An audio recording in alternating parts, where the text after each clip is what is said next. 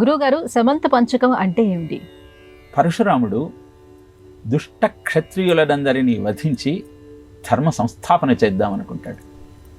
3 ఏళ్ళు 21 సార్లు భూమండలమంతా పర్యటించి క్షత్రియులను అందరినీ, అధర్మ ప్రవర్తన కలిగిన వారిని వధిస్తే వారి రక్తం ఏరులై పారి 5 చెరువులుగా కురుక్షేత్రంలో అవతరిస్తుంది.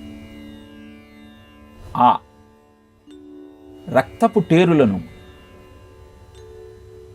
మామూలు చెరువులుగా మార్చాలన్నటువంటి ఉద్దేశంతో తపస్సు చేస్తాడు పరశురాముడు. అనంతరం ఆ రక్త ప్రవాహం అంతా మంచినీటి చెరువుగా మారిపోతాయి. కురుక్షేత్రంలో ఈ 5 మనకి ఇప్పటికీ దర్శనమిస్తాయి. మనం ఏ పాపం చేసినా తెలియకుండా ఎలుకలను చంపుతాం, పిల్లులను వధించే అగత్యం ఏర్పడుతుంది.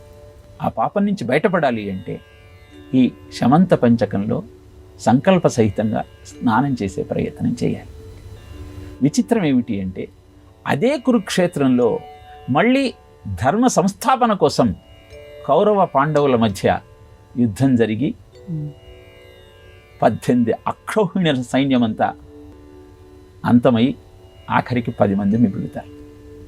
అంటే ధర్మ సంస్థాపనకు యుద్ధమే శరణ్యము.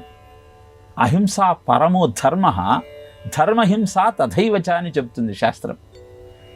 అహింస పరమ ధర్మం అయినప్పటికీ ధర్మాన్ని కాపాడాలి అన్నప్పుడు యుద్ధము, ఆయుధమే శరణ్యము అన్న సత్యాన్ని మనము ఈ శమంత పంచక వృత్తాంతం ద్వారా గ్రహించవచ్చు.